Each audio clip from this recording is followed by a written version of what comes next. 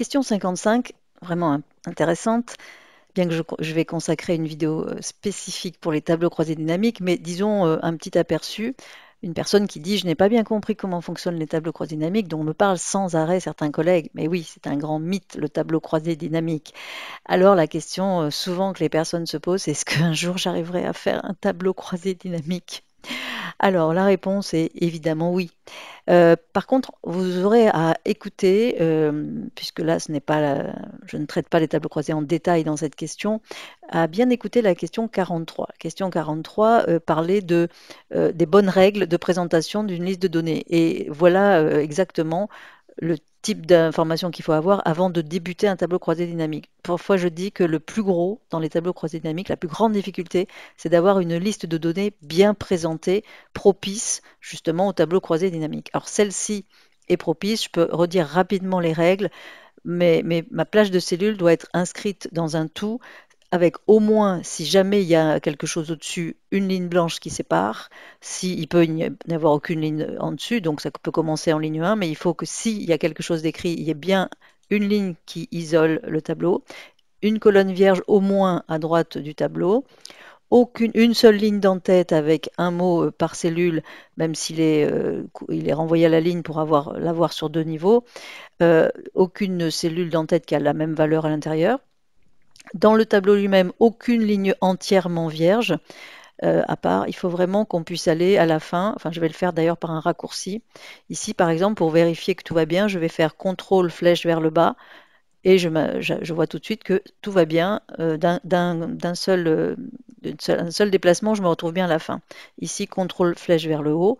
Alors, comme je disais, toutes les cellules ne sont pas forcément remplies dans un tableau de base de tableau croisé dynamique. On n'a pas toujours toutes les informations, mais il faut au moins qu'il n'y ait pas une ligne entièrement vide. Pareil pour les colonnes, bien sûr, aucune colonne vide, alors pas de jolies petites insertions pour faire joli avec des petites fausses bordures, non, vraiment quelque chose de brut comme ça. À partir du moment où la liste de données respecte ces règles, le tableau croisé, ça sera vraiment un petit jeu d'enfant.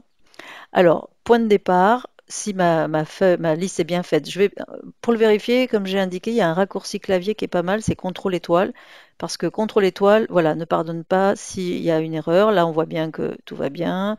Et bon, je vais peut-être pas aller jusqu'à la fin, mais si peut-être. Mais rapidement, voilà, je vais me rendre compte que tout va bien. Je vérifie toujours parce que si jamais à un endroit donné, il y a quand même 812 lignes, à un endroit donné, il y avait une ligne blanche, bah, je pourrais ne pas la voir. Là, je m'assure une bonne fois que tout va bien et contrôle étoile. Par contre, maintenant, pour faire mon tableau croisé, je n'ai pas besoin de sélection. Justement, comme la liste est bien faite, pas de problème, il va tout de suite, Excel va détecter quelle est la bonne plage. Donc, je commence en cliquant n'importe où dans le tableau. Je dis bien n'importe où. Je vais ensuite sur Insertion, Tableau croisé dynamique. Voilà, je vérifie à l'œil que ça va bien. Voilà, justement, c'est un bon moyen, là aussi, hein, sans aller jusqu'en bas, de vérifier. Si je vois bien 812, que ça ne s'arrête pas à la ligne 300, c'est que ça va. Par principe, on me propose une nouvelle feuille de calcul. C'est ce que je vais prendre comme option. Éventuellement, je pourrais me servir de ma feuille si je veux faire mon tableau croisé, par exemple, à côté. Alors attention, je ne le collerai pas, mais à côté, c'est-à-dire à peu près par là, je pourrais cliquer et faire mon tableau croisé à côté. Pour que ce soit plus facile, je vais accepter la nouvelle feuille. OK. Voilà, alors ce qui se passe, c'est qu'ici, on a des données, enfin des informations, et ici, la trame du futur tableau croisé.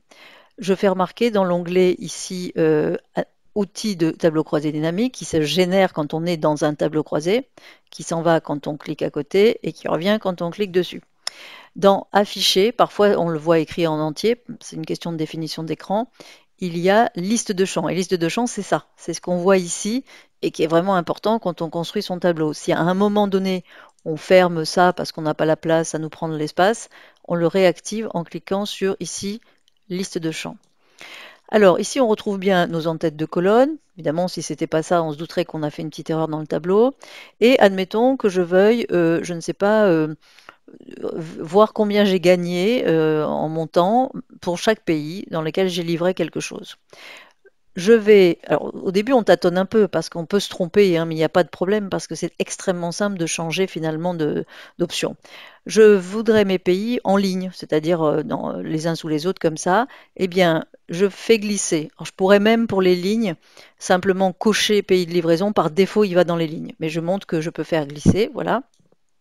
Et en un simple cliquer glisser, j'ai bien un récapitulatif de tous mes pays. C'est-à-dire qu'il va prendre dans les 800 lignes les occurrences de chaque pays une seule fois. Voilà, donc là j'ai mes pays. Et au niveau des montants, bah voilà mes montants. Des montants, ce sont des valeurs, c'est ce que je veux additionner. Dans certains cas, c'est ce que je veux compter, c'est de ce dont je veux faire la moyenne. Donc les choses sur lesquelles on effectue un calcul, même si c'est des calculs entre guillemets sur des caractères, ça va se glisser dans cette zone valeur. Je fais glisser montant dans valeur. Et voilà, alors c'est moche parce que j'ai des décimales que je veux pas, mais enfin, il faut avouer qu'en 2 clics, j'ai une synthèse de 800 lignes quand même, hein. Alors après, je vais par exemple ici formater, mettre voilà le petit symbole des 3 zéros pour mettre un des séparateurs de milliers de décimales. C'est extrêmement rapide. Et ce qu'il faut noter, alors éventuellement, je peux dans ces outils. Ici, j'ai 2 onglets dédiés au tableau croisé, analyse et création. En création, il me sera facile de donner un aspect un petit peu plus sympa. Enfin là, en l'occurrence, ces présentations-là, c'est quand il y a des sous-totaux. Là, il n'y en a pas, donc on ne voit pas bien les effets. Donc là, on est plus sur un choix de couleurs qu'autre chose. Et j'aime bien ces couleurs. Alors, il y a une chose, c'est que si à un moment donné, je suis amenée à réduire mes colonnes, éventuellement, le problème, c'est que si je veux actualiser mes données, parce que dans le tableau d'origine, il y a eu des changements, un tableau dynamique, il faut savoir qu'il n'est pas dynamique, complètement dynamique. En fait, il est dynamique jusqu'à un certain point. C'est-à-dire, si je changeais des valeurs dans l'autre tableau, celui qui sert de source, on ne verrait pas l'effet immédiat. On ne verrait pas du tout l'effet immédiat. Il faudra faire un petit clic droit dans la zone de tableau croisé et l'actualiser. Bon, là, il n'y a rien à actualiser, mais ce qu'on voit, c'est que ma réduction de largeur de colonne et tout ça, eh bien, a été complètement effacée, en plus de mes formats de cellules. Alors, là, je vais le refaire parce que je suis patiente, mais pour éviter ça, je vais vous montrer qu'en faisant un clic droit dans cette zone et en allant dans les options du tableau croisé dynamique, par un clic droit, je vais décocher. J'ai jamais compris pourquoi cette option d'ailleurs est cochée au départ. Ajuster automatiquement la largeur des colonnes lors de la mise à jour. Bah non, moi je veux que ça n'ajuste rien du tout. Voilà, ok. Alors il y a un petit mystère, normalement les décimales, enfin le format ne doit pas bouger, peut-être par rapport à l'origine de ma source, qui, il est vrai, est un peu ancienne. Voilà, bon, c'est vraiment quelque chose de très light hein, comme présentation des tableaux croisés.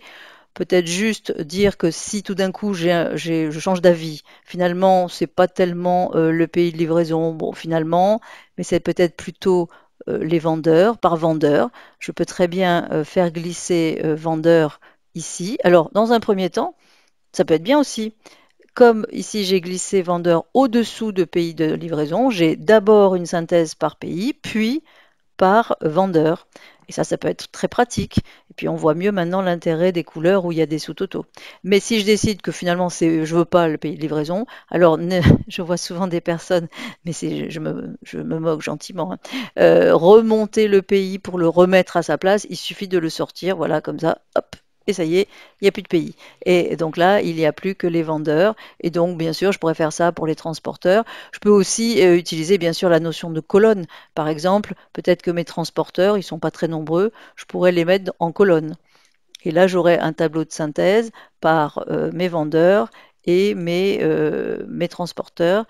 Et voilà, un tableau croisé à nouveau, avec toujours ce petit problème de décimale, mais bon, ça ne devrait pas, ça ne se fera pas quand vous testerez. Voilà, donc peut-être en quelques mots, comment fonctionne un tableau croisé, puis pour démystifier, parce que franchement, ça m'ennuie beaucoup que des personnes n'osent pas aller sur les tableaux croisés dynamiques, voire se fassent recaler à des entretiens de recrutement où il faut savoir faire un tableau croisé, alors que comprendre la base euh, est assez facile finalement. finalement, le témoignage des personnes qui essayent, c'est plutôt de se dire qu'est-ce que je veux obtenir. Il faut être assez clair sur ce qu'on veut obtenir, mais on a le droit de se tromper, on a le droit de faire des petits cliquets glissés. Tout ça, si on ne connaît pas les tableaux croisés dynamiques, pour faire exactement ce que je viens de faire, mais il faudrait peut-être pas des heures, mais pas loin quand même. Donc voilà, n'hésitez pas et allez sur les tableaux croisés dynamiques.